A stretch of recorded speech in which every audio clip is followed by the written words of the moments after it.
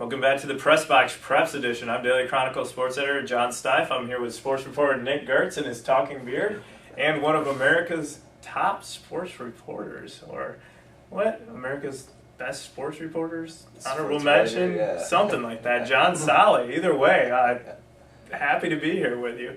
After 4 weeks, Genoa-Kingston's at 4-0, Sycamore at 3-1, and DeKalb at 1-3. It looks like we have two playoff teams and one that's not, but DeKalb still. It was their biggest game of the year against Yorkville. It looked like their best chance to get a win, and they did. And exactly what they did. I mean, they came out very convincingly, scored 25 straight points until Yorkville came back in the fourth quarter, was able to escape with a 32-21 win, but still something that they needed, and they erased that winless season. All right, and looking at the rest of the schedule, are they a one-win team? Unfortunately, probably. I wouldn't say yes to no to that because they always put up a good fight against Rochelle.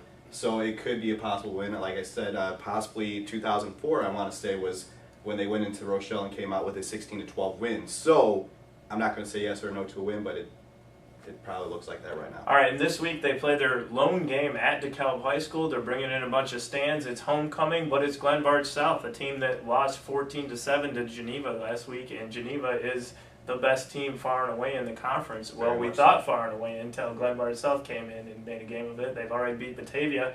Does DeKalb have a shot? Unfortunately, no. Looking at history, the last 2 years in the Western Sun, last year was a 49-14 loss. 2 years ago at NIU was a 42-7 loss.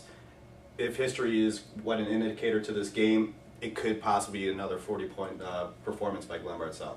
All right, and the biggest surprise of the year is 4-0 Genoa-Kingston. They had a lot of turnover, but it looks like they're in a great position to make the playoffs and even have a season that, maybe not lost. Guys, I'll say it right now. They have the potential to go undefeated the rest of the way. They have that type of talent on this team. A couple weeks ago, Coach Bill McCarty moved T.C. Holderhouse from running back to wide receiver. Last Friday against North Boone really showed why. He had over 100 yards receiving, a couple of touchdown catches, and was just wide open all over the middle.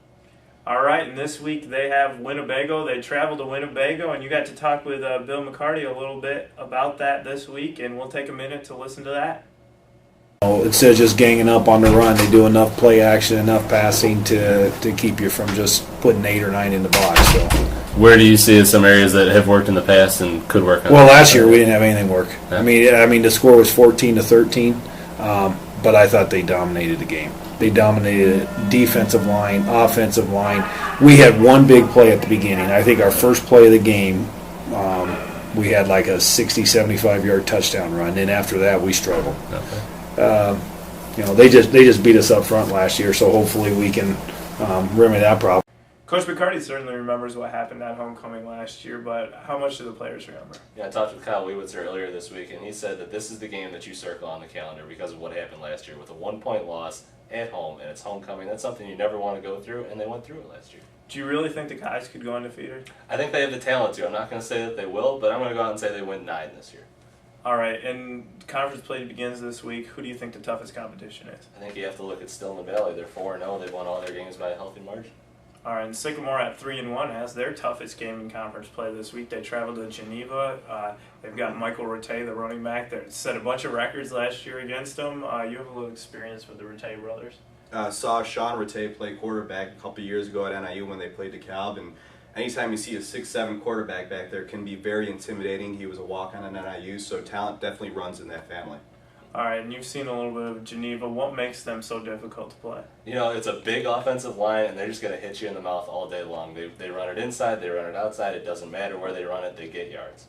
And Sycamore's defense seems like they've been susceptible to the inside power run this year, so they'll have a big task in front of them. They'll probably stack the box against them, and we'll see what happens. But with conference play starting, all the teams have basically their toughest schedule in front of them, including DeKalb. And we'll be back next week to tell you how it all went. If you guys got any comments, always send them to sports@daily-chronicle.com, and we'll see you next week.